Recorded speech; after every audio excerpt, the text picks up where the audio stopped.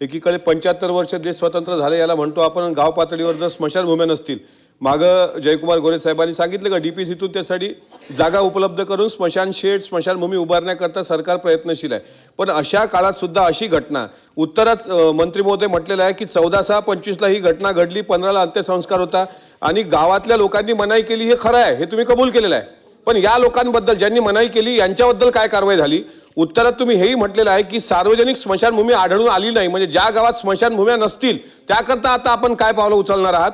आणि तुम्ही उत्तरात हेही म्हटलेलं आहे की गावातील प्रतिष्ठित व्यक्तींशी चर्चा करून, आता हे प्रतिष्ठित व्यक्ती म्हणजे तुम्ही निकष काय लावता?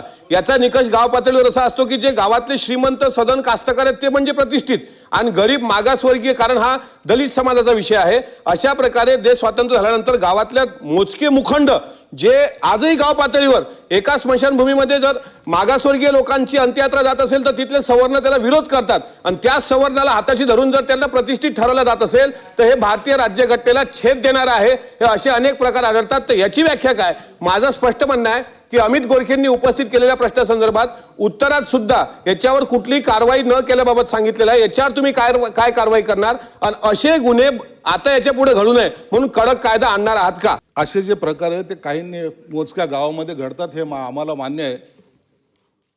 कोणत्या जातीचा माणूस मेला त्याच्यासाठी वेगळी स्मशानभूमी, या जातीचा मेला त्याला वेगळी स्मशानभूमी, हा कन्सेप्टच मुळामध्ये आम्हाला मान्य नाही। सरकार म्हणून 18 पगड जातीचे लोक या महाराष्ट्रात राहतात किंवा जाती धर्माचे लोक आहेत।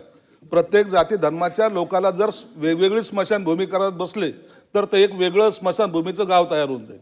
म्हणून हे सार्वजनिक ठिकाणी असलं पाहिजे, हा शासनाचा सुद्धा धोरण आहे। तरी शासन काही ठिकाणी ज्या ठिकाणी असे वाद होतात किंवा वाद होण्याची शक्यता असते, प्रतिष्ठित हा म्हणजेच कोणत्या एका धर्माचा किंवा एका जातीचा समजला जात नाही। आजकाल या लोकशाहीमध्ये गावचा सरपंच हा दलित समाजाचा असू शकतो, मातंग समाजाचा असू शकतो, कोणत्याही समाजाचा असू शकतो। हे रिझर्वेशन जे काही काढलेलं घटनेने दिलेलं आहे त्याचा आपण खऱ्या अर्थानं त्याला प्रतिष्ठितची व्याख्या आज आपल्याला करता येणार नाही।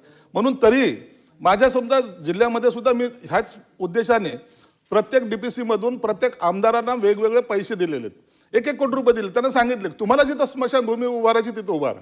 कारण त्याचं असं आहे की गावामध्ये 1-2 जर असे माणसं असतात जे जातीवाद पसरवण्याचा प्रयत्न करतात। आम्ही या प्रकरणामध्ये मी काल कलेक्टरलाही बोललो, काल तहसीलदारला बोललो, एसपीला बोललो, त्यांनाही सांगितलं की तुम्ही अशा गोष्टीमध्ये जर मी अॅट्रॉसिटी गुन्हा दाखल करा असं जर म्हणलं, गावामध्ये पुन्हा तणाव वाढायला सुरुवात होतो। त्यांनी माझ्यावर गुन्हा दाखल केला का मी त्याला पाहून घेतो, ही जी काही परिस्थिती निर्माण होती ती होऊ नये, ही त्याच्या मागची आमची भूमिका आहे।